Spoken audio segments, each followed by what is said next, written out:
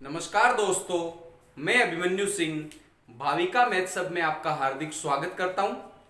आज अपना टॉपिक है अधिगम वक्र। कि अधिगम वक्र क्या है। अधिगम मतलब सीखना, और सीखने की जो प्रक्रिया है, जो गति है, उसको किसी ग्राफ या किसी ग्राफ पेपर पर अंकित करे तो इस प्रकार बने वक्र को अधिगम वक्र कहते हैं। अब बात आती है कि अधिगम वक्र क्या है या कैसे बनता है। कि हमारे जो सीखने की गति है या हम कुछ नया सीखते हैं, जब नया सीखना हम प्रारंभ करते हैं तो हमारे सीखने की गति एक समान नहीं होती। कभी हमारे सीखने की गति तीव्र होती है, कभी मंद होती है, या कभी बिल्कुल रुक जाती है। तो इस प्रकार हम हमारे सीखने की उन्नति या अवनति या उन्नति तथा अवनति दोनों को किसी वक्र द्वारा या रेखाओं द्वारा किसी ग्राफ पर निरूपित करे तो वह कहलाता है अधिगम वक्र। एक महोदय आए गेट्स तथा अन्य ने एक परिभाषा दी अधिगम वक्र के लिए। इन्होंने कहा कि अभ्यास द्वारा सीखने की मात्रा, गति तथा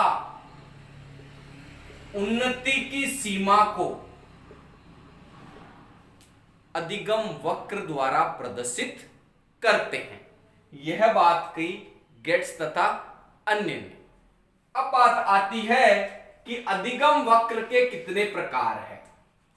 तो पहला प्रकार आता है सरल रेखीय वक्र। ये जो सरल रेखीय वक्र है इसे समान निष्पादन वक्र भी कहते हैं।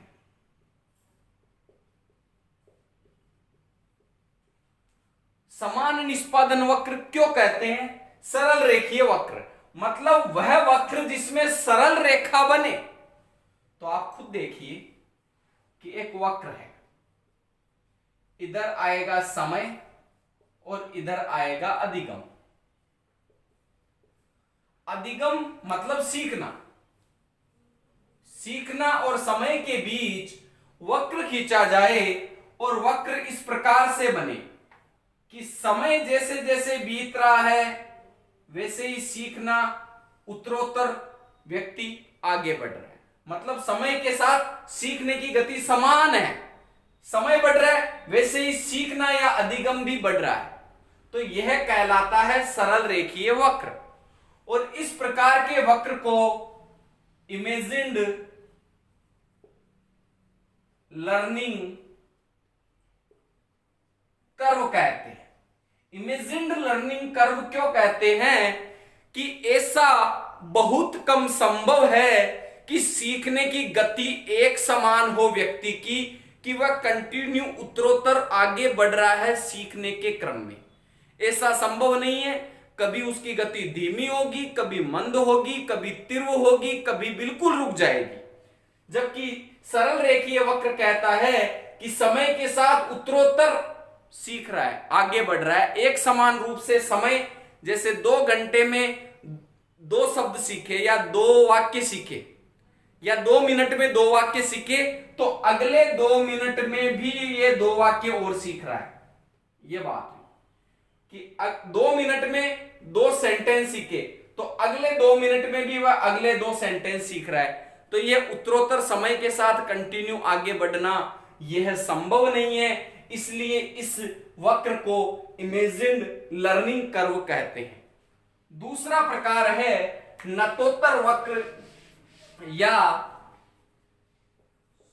नतोत्तर वक्र या धनात्मक त्वरण वक्र।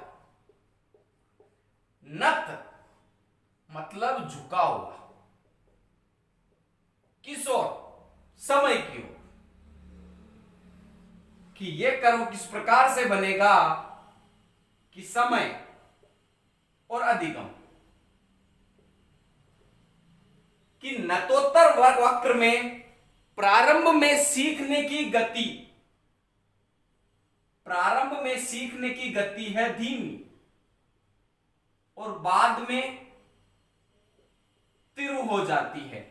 मतलब समय ज्यादा व्यतीत हुआ, सीखा कम। ध्यान देना, समय ज्यादा व्यतीत हुआ, सीखा कम, अधिगम कम किया। तो आप खुद देखिए कि समय ज्यादा बढ़ गया और अभी सीखा कम है, तो समय इतना हुआ और अधिगम कितना है? समय यहां पर पहुंच गया, समय यहां पर और अधिगम यहां पर, कम सीखा है, मतलब सीखने की गति धीमी है। इस प्रकार यह वक्र झुका हुआ वक्र बनता है। इसे कहते हैं नतोत्तर वक्र, कि प्रारंभ में धीमी, फिर गति समय के पश्चात धीरे धीरे बढ़ती जाएगी। कि सीखने की गति प्रारंभ में धीमी, बाद में तीव्र हो जाए, तो इस प्रकार के वक्र को नतोत्तर वक्र या धनात्मक त्वरण वक्र कहते हैं। अब ऐसे वक्र कब बनेंगे? कि आपको एक कठिन पाठ याद करने के लिए दे दिया गया, तो उस कठिन पाठ को जब आप प्रारंभ करेंगे, कोई कठिन पाठ आपको याद करने के लिए दे दिया, इस पाठ को आप प्रारंभ करते हैं तो आपकी गति धीमी रहती है, परंतु कुछ समय के पश्चात जब अभ्यास हो जाता है सीखने का, तो आपकी गति सीखने की तीव्र हो जाती है। इस प्रकार कठिन पाठ को याद करने में प्रारंभ में गति धीमी और समयोपरांत अभ्यास के कारण गति तीव्र हो जाती है। यह वक्र कहलाता है नतोत्तर वक्र या धनात्मक त्वरण वक्र। नत मतलब झुका हुआ, झुका हुआ क्यों है? समय ज्यादा खर्च हुआ, सीखा कम, समय ज्यादा, सीखा कम, इसलिए अपने आप झुकाव समय की ओर रहा। तीसरा वक्र आता है उन्नतोत्तर वक्र या ऋणात्मक त्वरण वक्र।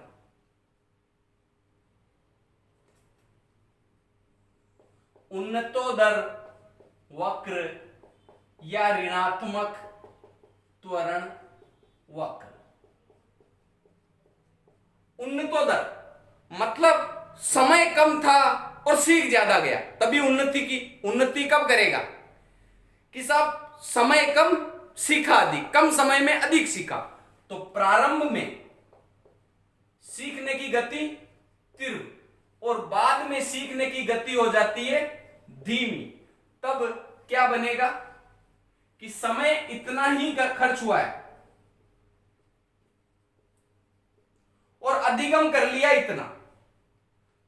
तो आप खुद देखिए कि यह वक्र बनेगा इस प्रकार कि प्रारंभ में सीखने की गति तीव्र, तेजी से बढ़ रहा है, परंतु बाद में आप देखिए झुकाव बढ़ने लग गया समय की ओर, मतलब कम सीख रहा है। प्रारंभ में सीखने की गति तीव्र, बाद में हो जाती है धीमी। यह कहलाता है उन्नतोत्तर वक्र या ऋणात्मक त्वरण वक्र, और इसे एक्चुअल लर्निंग कर्व कहते हैं, और यह एग्जाम की दृष्टि से इंपॉर्टेंट है। और इस प्रकार के वक्र कब करते हैं? कि आप शारीरिक कौशल से संबंधित कोई कार्य करें, तो शारीरिक कौशल में समय स्टार्ट हुआ तो आप में एनर्जी ज्यादा थी, समय बीता जैसे जैसे वैसे आप में थकान बढ़ी, अनिच्छा उत्पन्न हुई कार्य के प्रति, उससे आपकी सीखने की गति बाद में धीमी हो जाती है। शारीरिक कौशल में इस प्रकार के वक्र देखने को मिलते हैं। चौथा और अंतिम वक्र है एस आकारीय वक्र। एस आकारीय वक्र कब बनते हैं? एस का आकार कि सब इस प्रकार के वक्र में जब कोई कार्य सीखना प्रारंभ किया जाता है तो गति होती है धीमी, थोड़े समय उपरांत गति हो जाती है तीव्र, और अंत में वापस गति हो जाती है धीमी। ऐसा क्यों होता है कि साहब आपको कोई कार्य दे दिया, आपको कोई कार्य दे दिया तो उस कार्य के बारे में आपको पूर्व ज्ञान नहीं है, या किसी पाठ को पढ़ने के लिए दे दिया और उसका आपको पूर्व ज्ञान नहीं है, तो साहब गति प्रारंभ में क्या होगी? धीमी। फिर आपने अभ्यास किया तो गति बढ़ गई, परंतु फिर धीमी क्यों हुई? क्योंकि उसकी जो जटिलता है वह एक समान है, मतलब कठिनता समाप्त नहीं हो रही, हार्ड है। जो आप सीख रहे हो वो कठिन है, उसकी जटिलता समाप्त नहीं हो रही है, इसलिए आपकी गति फिर धीमी हो जाती है। मतलब कोई पाठ सीखने के लिए दे दिया जिसका पूर्व ज्ञान आपको नहीं है और एक समान रूप से वह कठिन है, तो प्रारंभ में कठिनता आएगी, गति धीमी, फिर कुछ अच्छा लगा, गति तीव्र, परंतु कठिनाई समाप्ति नहीं हो रही, इसलिए वापस गति हो गई धीमी। तो इस प्रकार के वक्र बनते हैं समय तथा अधिगम के बीच। अधिगम मतलब सीखना, कि प्रारंभ में धीमी है, समय अधिक, सीखा कम, फिर ये एस का आकार लेता हुआ बनेगा। आप गौर से देखोगे तो ये एस का आकार इसमें बनता है, इसलिए इसे एस आकारीय वक्र कहा गया। अब आता है अधिगम का पठार, कि अधिगम का पठार क्या है?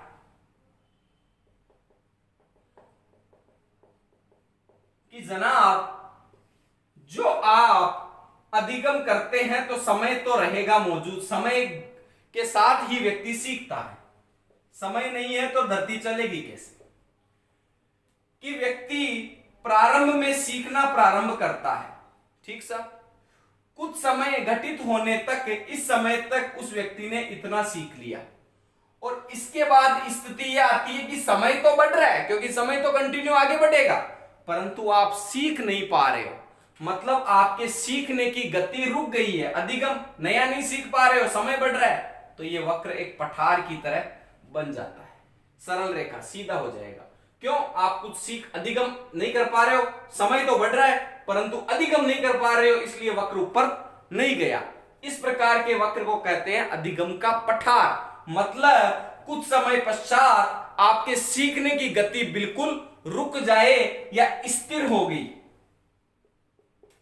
तो ये जैसे विश्व की छत पामीर का पठार, क्यों? क्योंकि वो सपाट है। सपाट क्यों बन गया? ये सपाट इसलिए बन गया कि अधिगम हो नहीं रहा, समय बढ़ रहा है, तो आप सीखना बिल्कुल बंद हो जाए, मतलब कुछ नया ज्ञान आप नहीं बढ़ा पा रहे हो, समय बढ़ रहा है, अधिगम सीख नहीं पा रहे हो, इसलिए इस प्रकार के स्थिर हो जाना वक्र को, इसे ही कहते हैं अधिगम का पठार। इसके कारण क्या है? अधिगम के पठार के कारण है, नंबर 1 ज्ञान की सीमा, नंबर 2 उत्साह की सीमा या प्रेरणा की सीमा, नंबर 3 सीखने की अनुचित विधियों का प्रयोग, नंबर 4 कार्य की जटिलता, नंबर 5 शारीरिक क्रिया की सीमा। तात्पर्य कि आपने यह निश्चित कर लिया कि मुझे इतना ही सीखना है, इतना ही ज्ञान प्राप्त करना है, तो फिर आप आगे उसको नहीं बढ़ सीखते हो। कोई पाठ आपने पढ़ा, निश्चित पढ़ लिया, आगे नहीं पढ़ रहे, तो समय तो चल रहा है परंतु आपने सीखा उससे आगे नहीं, इसलिए सपाट हो गया। उत्साह की सीमा या प्रेरणा की सीमा, कि आप जब कुछ नया आगे अपने ज्ञान को या सीखने की गति को नहीं बढ़ाना चाह रहे हो, उस समय आपको कोई उत्साहित करे, आपको कोई उचित प्रेरणा दे। अगर प्रेरणा नहीं मिल पा रही है और उत्साह नहीं बढ़ पा रहा है, तो भी आप सीखना रोक देते हो। सीखने की अनुचित विधियों का प्रयोग, कि आप पढ़ किस ढंग से रहे हो, सीख किस ढंग से रहे हो, वह भी महत्वपूर्ण है। कार्य की जटिलता, अगर कार्य जटिल है तब भी आप उससे दूर रहना पसंद करेंगे। शारीरिक क्रिया की सीमा, कि साहब आपके शरीर ने कार्य करना, मतलब थकान, अनिच्छा के कारण आपने आगे अपनी गतिविधियों को बढ़ाना बंद कर दिया है, तो आप नहीं सीख पाओगे और पठार बन जाएगा, मतलब अधिगम रुक जाएगा। इसको दूर करने के उपाय कि एक अध्यापक को क्या क्या करना चाहिए कि साहब प्रेरणा की सीमा है, उचित प्रेरणा दो, उचित प्रेरणा। दूसरी बात, नवीन व उचित विधियों का प्रयोग कि साहब स्मार्ट स्टडी क्यों बोलते हैं, केवल हार्ड वर्क से काम नहीं चलता, स्मार्ट वर्क मतलब कम समय में अधिक सीखना, सीखने का तरीका बदलो। तीसरी बात, थोड़ा थोड़ा विश्राम मिलना चाहिए सीखने में, कि रुक रुक कर थोड़ा थोड़ा विश्राम लेकर अगर सीखने को बढ़ाया जाए तो उसके प्रति आप मतलब कि उससे आप एक तरह से निरुत्साहित नहीं होगे और आगे से आगे आप सीखते रहोगे। इस प्रकार अधिगम वक्र के प्रकार और अधिगम पठार आज समाप्त हुआ। फिर मिलेंगे अगले टॉपिक के साथ। धन्यवाद।